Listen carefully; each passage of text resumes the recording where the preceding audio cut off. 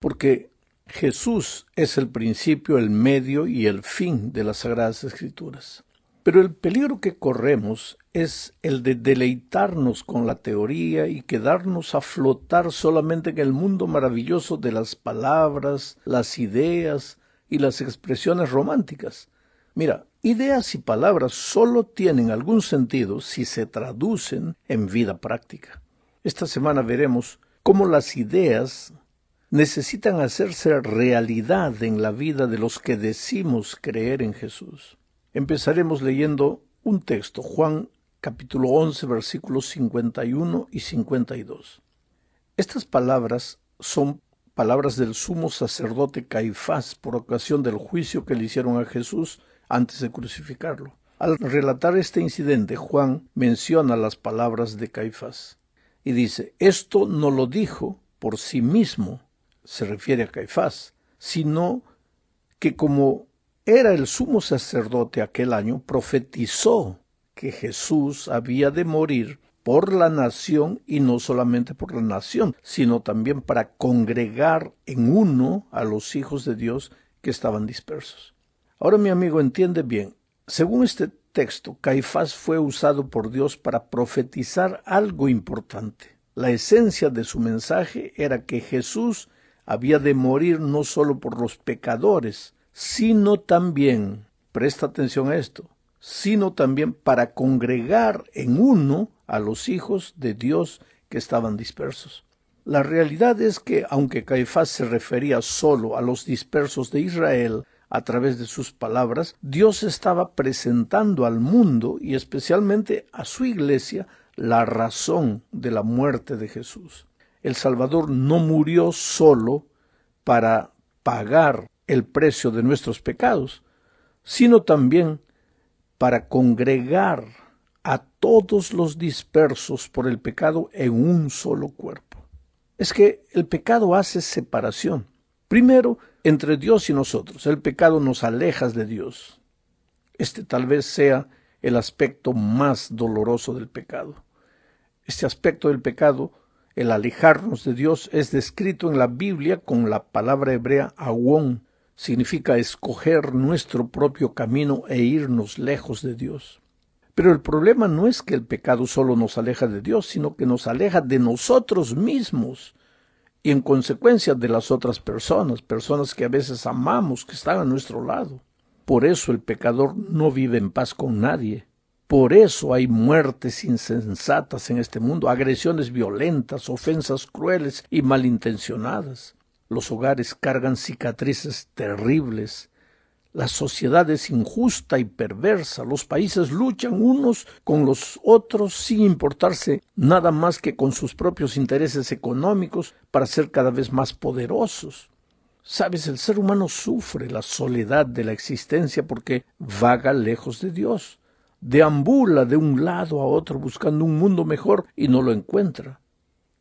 Pero Jesús llama a los pecadores no solo para perdonarlos, sino para transformarlos y enseñarles a vivir en unidad, sin agresiones, ni ofensas, ni radicalismos, ni extremismos de ninguna naturaleza. En otras palabras, la más grande prueba de que hemos sido conquistados por el Evangelio no es solo decir que somos la iglesia que Dios levantó para dar el último mensaje al mundo, sino vivir la unidad del amor y de la comprensión.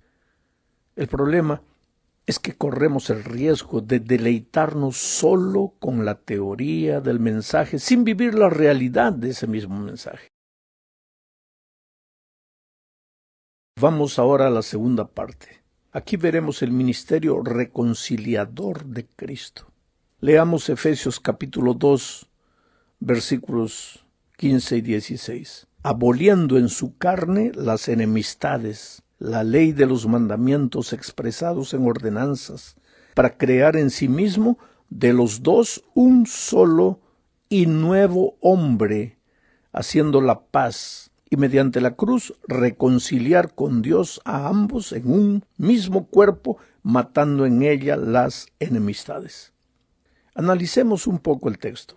Dice: aboliendo en su carne la ley de los mandamientos expresados en ordenanzas.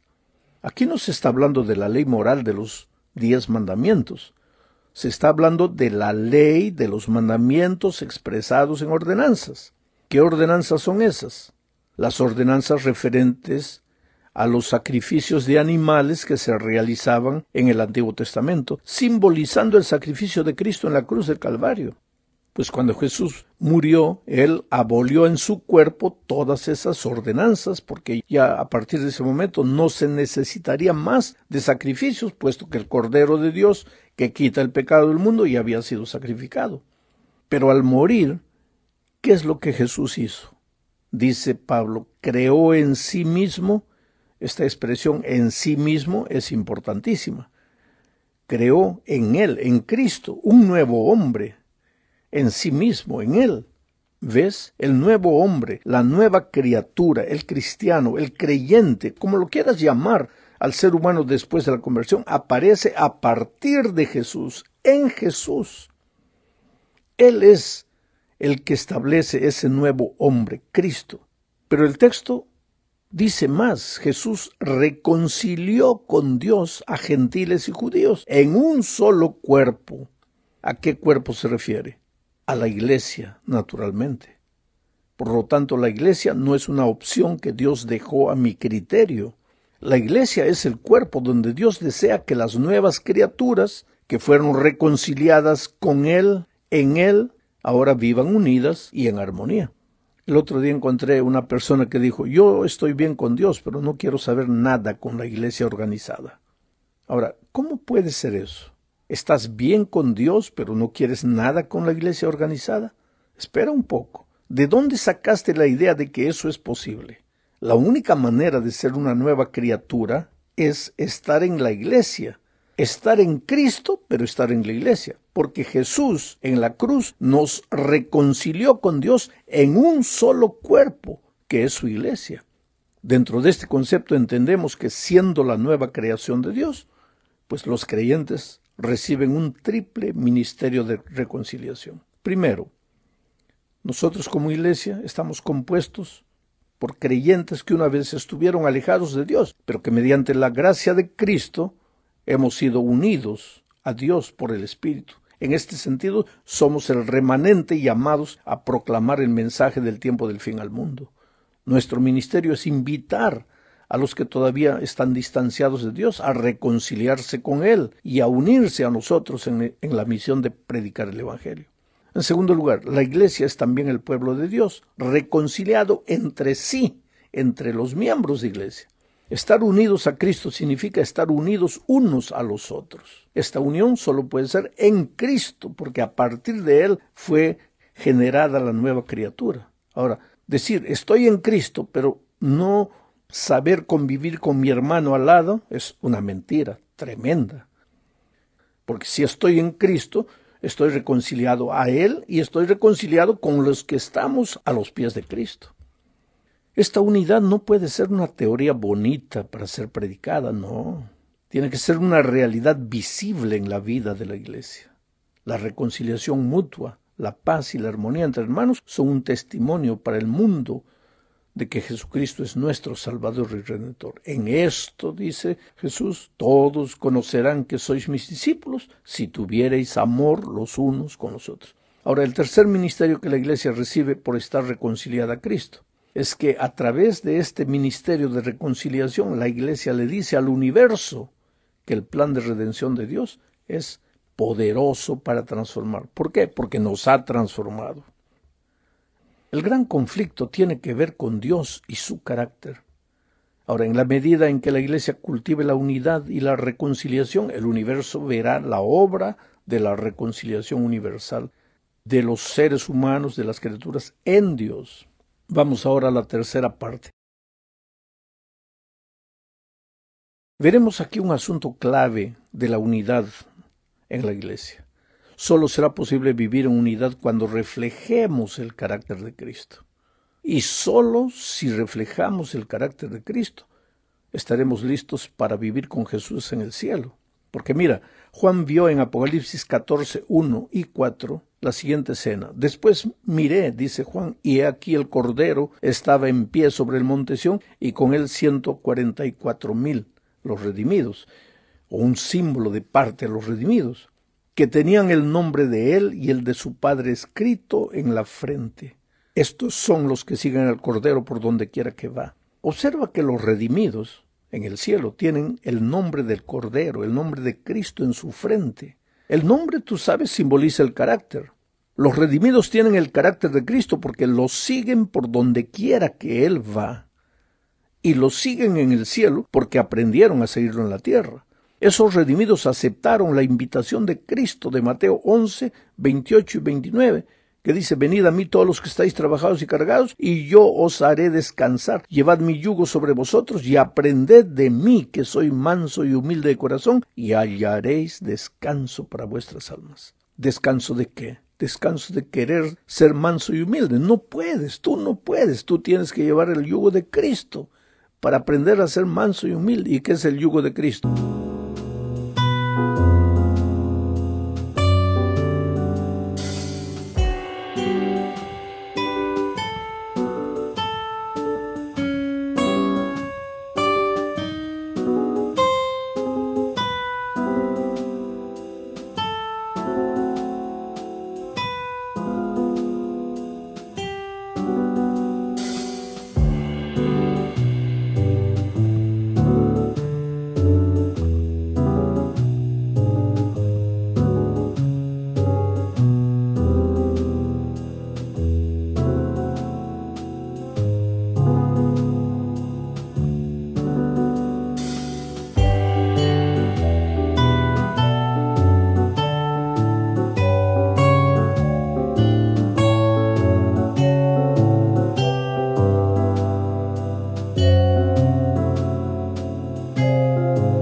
Orar todos los días, estudiar la Biblia todos los días y buscar una persona para Cristo. Si no haces eso, el carácter de Cristo nunca se va a reflejar en tu vida. Nunca vas a aprender a ser manso y humilde. Y si no tienes el carácter de Cristo, ¿cómo es que vas a estar en el reino de los cielos? Porque en el reino de los cielos solo estarán los que tengan el nombre de Cristo en su frente, o sea, el carácter de Cristo reflejado en su vida. Vamos ahora a la cuarta parte de la lección. Veremos aquí el consejo de Pablo a los romanos. La iglesia en Roma estaba sufriendo división por causa de diferentes puntos de vista que no tenían nada que ver con doctrina. Tenía que ver, sí, con usos y costumbres. Con cultura, yo diría. Tanto no eran estos puntos doctrinales que Pablo dice en los versículos 1 hasta el 3. Recuérdate que estamos analizando la epístola a los romanos. Aquí dice Pablo: recibid al débil en la fe, pero no para contender sobre opiniones, porque uno cree que se ha de comer de todo, otro que es débil come legumbres. El que come no menosprecia al que no come, y el que no come no juzgue al que come, porque Dios le ha recibido.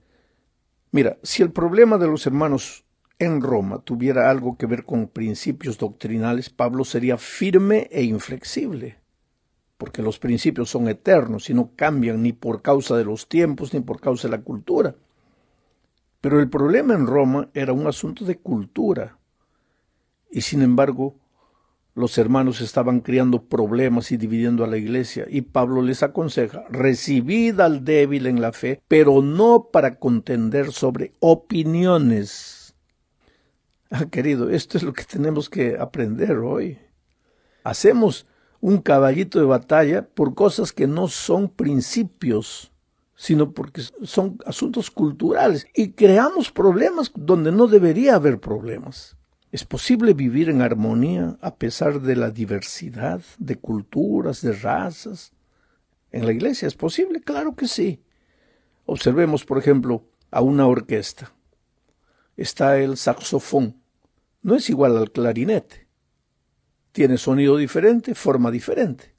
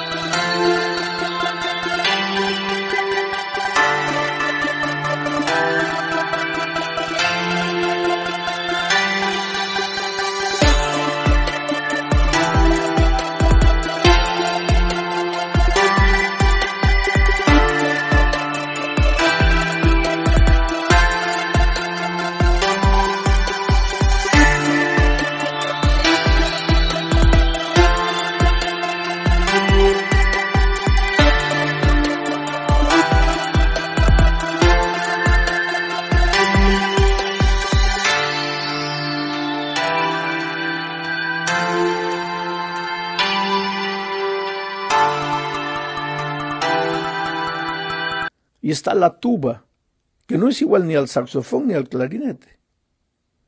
Y está el contrabajo, que no es igual a los otros. Pero cuando suenan, todos acompañan la misma armonía. En la iglesia podemos vivir así. La armonía, yo diría, son los principios. Vamos a vivir los principios.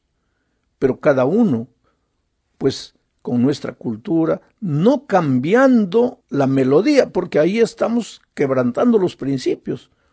Pero cada uno con nuestra manera, con nuestro sonido propio, pero dentro de los eternos principios de la santa ley de Dios. El problema es que cada uno en la iglesia, cuando no ha sido transformado, cuando nuestro carácter no es el carácter de Cristo, cada uno quiere ser vencedor, cada uno quiere imponer al otro su manera de ver, no es capaz de respetar, no es manso, no es humilde, y creyendo que está defendiendo a la iglesia, simplemente está creando división. Y después predicamos de unidad y de evangelio, cuando ese evangelio no lo estamos viviendo en la vida.